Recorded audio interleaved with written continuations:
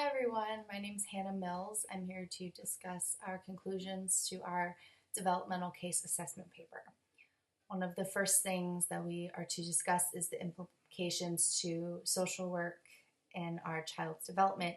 And I think a very important aspect of that is our child's development and that, what circumstances cause successful development and developmental delays throughout our childhood, which goes into our ages and stages questionnaire, which is another important implication, and figuring out that different ages have different developmental levels. So a 1-year-old is different from a 2-year-old, is different from a 4-year-old, is different from a 5-year-old.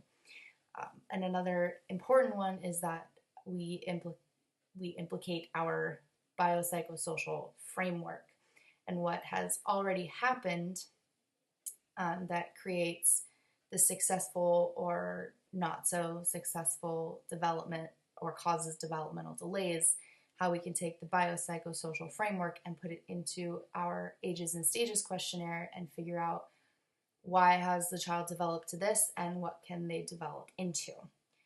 The second thing was to discuss if this was a good tool to use where we are currently living. I live in Central California, and I think it's honestly a great tool to use anywhere. In Central California, there are a lot of different people, a lot of different backgrounds, very diverse, and it would be a great way to use this ages and stages questionnaire and figure out these developmental delays, because everybody is so different around here and around anywhere. A lot of people see that in their towns there are many different kinds of people, and it's sometimes easy to forget that when we live in our own bubbles, that everyone's different, and we can tell these developmental successes and developmental delays by using this ages and stages questionnaire. Especially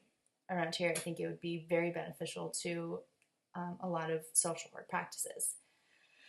What I learned from this experience was that this is exactly what I thought it was going to be, and I'm very excited, still very excited to pursue social work. It just made it more clear to me that this is the path for me. And as time consuming as this paper was, it was exciting and exhilarating and fun to work on and figure out what I'm capable of with the surface level of what we've started to learn so far in social work. Because I got my bachelor's in psychology, I didn't focus very much on social work.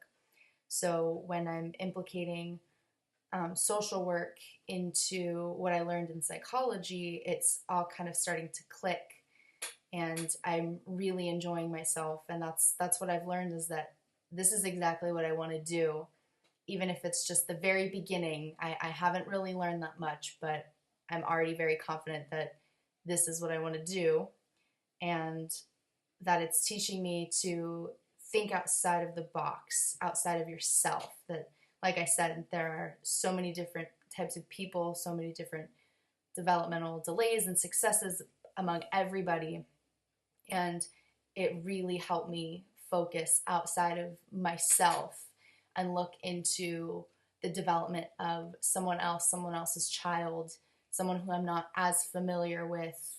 And it really helped me realize that everyone's different and that I am very excited to continue with what I'm doing.